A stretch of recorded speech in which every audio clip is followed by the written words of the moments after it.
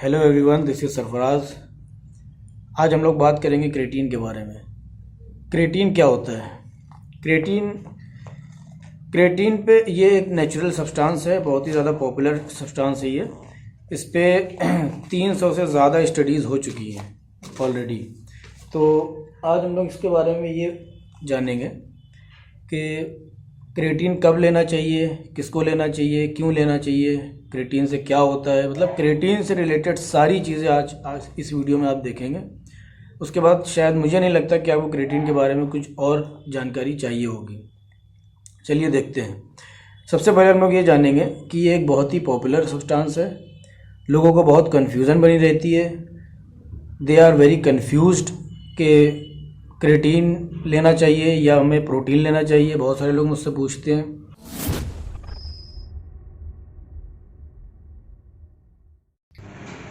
It was first discovered in 1832.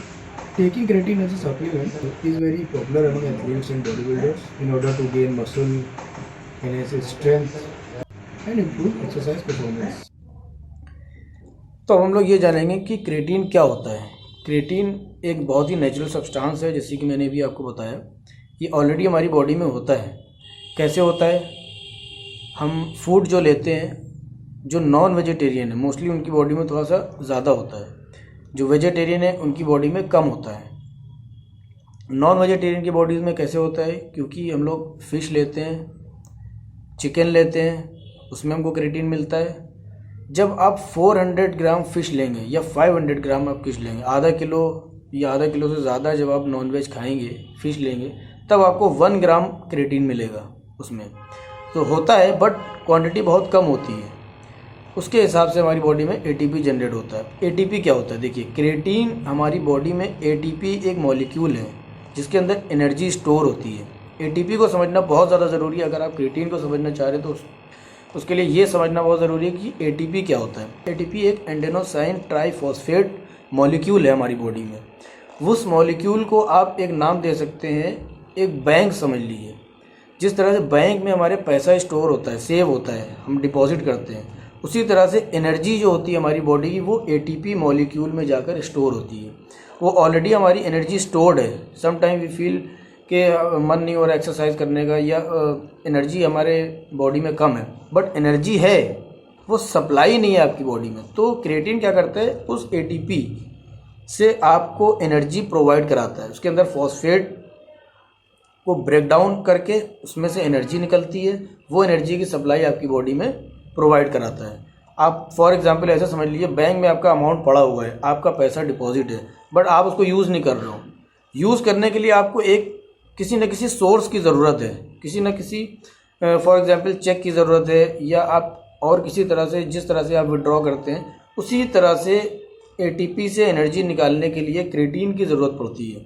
तो creatine ATP से energy निकाल के हमारी बॉडी में उसका सप्लाई देता है। प्लस हमारी जो मसल्स हैं उसमें वाटर लेवल को जाके स्टोर करता है, तभी हमारा मसल पंप हो जाता है। फॉर एग्ज़ाम्पल, आप जिम जाते हो, एक्सरसाइज करते हो, वहाँ पे कोई पर्टिकुलर एक्सरसाइज आपने किया, उस एक्सरसाइज में आप 60 kg वेट लगा के, फॉर एग्ज़ाम्पल आपने बेंच प्रेस किया, उस पर 60 kg वेट लगा के आपने 6 रैप निकाले। आपका इतना ही स्ट्रेंथ था, इतना ही स्टेमिना था आपका, आपने 6 रैप निकाले 60 kg पर। बट आप जब क्रेटीन का कंजम्पशन करते हैं, क्रेटीन से क्या होगा? वो आपकी एनर्जी लेवल को बूस्ट करेगा। एटीपी से एनर्जी निकाल के आपकी बॉडी में सप्लाई देगा, वाटर लेवल को स्टोर करेगा आपके मसल्स में। आप 6 की जगह 8 to 10 रैप निकालोगे। या फिर आप यूँ कह सकते हो कि आप 60 kg से प्लस 60 kg पर आप 6 रैप निकाल रहे थे, अब आप 80 kg लगाओगे तब भी आप 6 रैप निकालोगे। क्यों? क्योंकि आपकी बॉडी में एनर्जी लेवल आ गया है। एटीपी ने आपको एनर्जी प्रोवाइड कर दी बॉडी में, उससे एनर्जी आ गई, प्लस स्ट्रेंथ जो मसल्स की है, वो वाटर सप्लाई आपके जो मसल्स में स्टोर किया है क्रेटीन ने, उससे आपके एनर्जी लेवल बूस्ट हो गया है। ओवरऑल एनर्जी लेवल आपका बूस्ट हो गया है। अब आप ज़्यादा वेट उठा पाएंगे। और हाँ, ये सिर्फ एज ए प्री वर्कआउट नहीं है। आप इसको ये मत समझिए कि एज ए प्री वर्कआउट है। ये एनर्जी आपकी बॉडी में अब बनी रहेगी। ऐसा नहीं कि आपने सिर्फ क्रेटीन लिया आप एक्सरसाइज करने के और वहाँ पे आपने बेंच प्रेस मारा आपकी एनर्जी होगी, उसके बाद जाने के बाद आपकी एनर्जी फिर डाउन होगी। नहीं, ऐसा नहीं है। एटीपी लेवल वो आपका बूस्ट हो गया, क्योंकि जब आप इसका इंटेक करते हो क्रिएटिन का डे 1 से डे 6 तक आपका, क्योंकि ये ऐसा नहीं है कि आपने डे 1 में आपने इसको कंज्यूम किया और उसी दिन से आपको एनर्जी मिली। आप इसका कंजम्पशन 6 डेज़ करेंगे, 6 डेज़ करने के बाद आपको एनर्जी मिलेगी। पहले दिन से ही आपको एनर्जी आना शुरू नहीं हो जाती है इसमें। इसको कितना लेना चाहिए, अब आपके माइंड में ये क्वेश्चन आ रहा होगा कि कितना लेना चाहिए, कैसे लेना चाहिए, कब लेना चाहिए। तो इसको आप 2 तरह से ले सकते हैं। एक इसका लोडिंग फार्मूला है और एक इसका नॉन लोडिंग फार्मूला है। तो हम लोग क्या करते हैं, लोडिंग में इसको डे 1 में 20 ग्राम लेते हैं।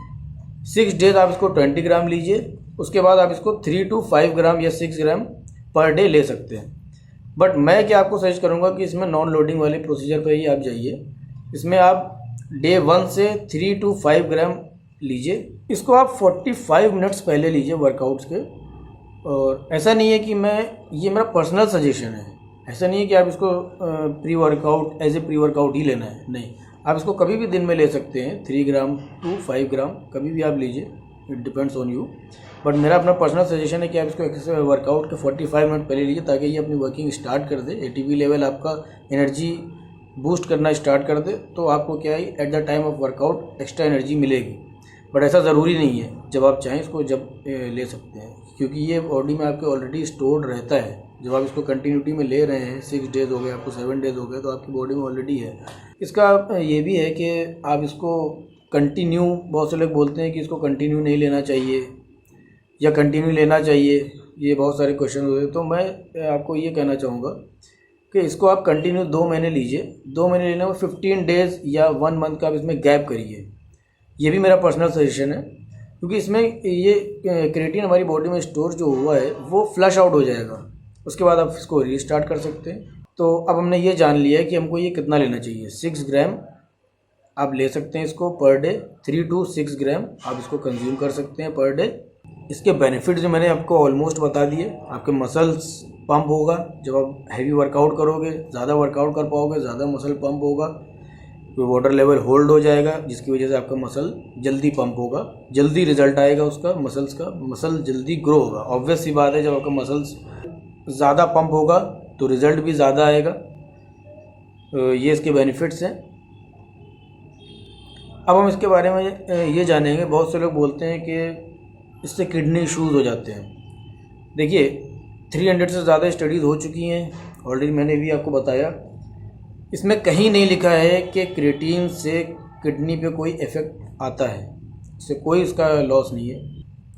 बट हाँ, इसके कुछ प्रिकॉशंस हैं जो हमें लेना चाहिए। जैसे कि जब आप क्रिएटिन का इंटेक बॉडी में करते हैं तो आपको वाटर लेवल बॉडी में मेंटेन रखना है। जैसा कि मैंने भी आपको बताया कि वाटर को आपके मसल्स में सप्लाई करता है। तो सप्लाई जब करेंगे तो हमारे पास जब एक्स्ट्रा सप्लाई आपके मसल्स में होगी तो हमारे पास एक्स्ट्रा वाटर भी होना चाहिए बॉडी में। ऑब्वियस सी बात है, अगर आप किसी चीज़ की सप्लाई देते हैं तो आपके पास स्टोर होना चाहिए ना। जब स्टोर नहीं होगा तो फिर आप उसकी सप्लाई कैसे दे पाओगे। तो दिस इज़ द पॉइंट। जब हमारे बॉडी में हमने क्रिएटिन को इंटेक किया तो हमारी बॉडी में वाटर लेवल ज़्यादा होना चाहिए। आप दिन भर में अगर आप 3 लीटर्स पानी लेते हैं तो आप उसको 1 से 1.5 लीटर या 2 लीटर पानी को और बढ़ा लीजिए। वाटर का कंजम्पशन आपको पर डे ज़्यादा करना है। 4 to 5 लीटर्स आप पानी लीजिए, वाटर का इंटेक करिए। बस यही इसका प्रिकॉशन है। अगर आपकी बॉडी में वाटर लेवल मेंटेन है तो आपकी किडनी पे कोई इफेक्ट नहीं आएगा। तो अगर आप 3 लीटर से कम पानी पी रहे हैं, 3 लीटर्स बिलो है आपका वाटर का इंटेक, तो आपकी किडनी पे इफेक्ट आ सकता है। आपको बिल्कुल भी वाटर लेवल कम नहीं रखना है बॉडी में। वाटर आपको 3 to 4 लीटर्स, जैसे कि मैंने आपको बताया, इतना ही लेना है। यही इसका प्रिकॉशन है। वाटर का इंटेक ज़्यादा करना है, वरना किडनी पे इफेक्ट थोड़ा आ सकता है। तो ऑलमोस्ट सारी चीज़ें इसमें क्लियर है। अब हम बात करते हैं कि ये किस फॉर्म में मार्केट में अवेलेबल है। बहुत इसके फॉर्म्स आते हैं, माइक्रोनाइज, मोनोहाइड्रेट। तो मैं आपको बताना चाहता हूँ कि मोनोहाइड्रेट जो इसका फॉर्म है वो थोड़ा सा इनसॉल्युबल होता है। सॉल्युबल तो है 100% सॉल्युबल है, बट इसका जो ये थोड़ा सा मोटा होता है, तो ये देर में डिज़ोल्व होता है वाटर में। और जो माइक्रोनाइज है वो जल्दी डिजॉल्व हो जाता है। This is the only difference between micronised and monohydrate. Monohydrate थोड़ा सा कॉस्ट इफेक्टिव होता है, 300-400 रुपये आपको सस्ता मिल जाएगा। और इसको आप लीजिए मोनोहाइड्रेट, ये प्यूरेस्ट एकदम बेस्ट फॉर्म है।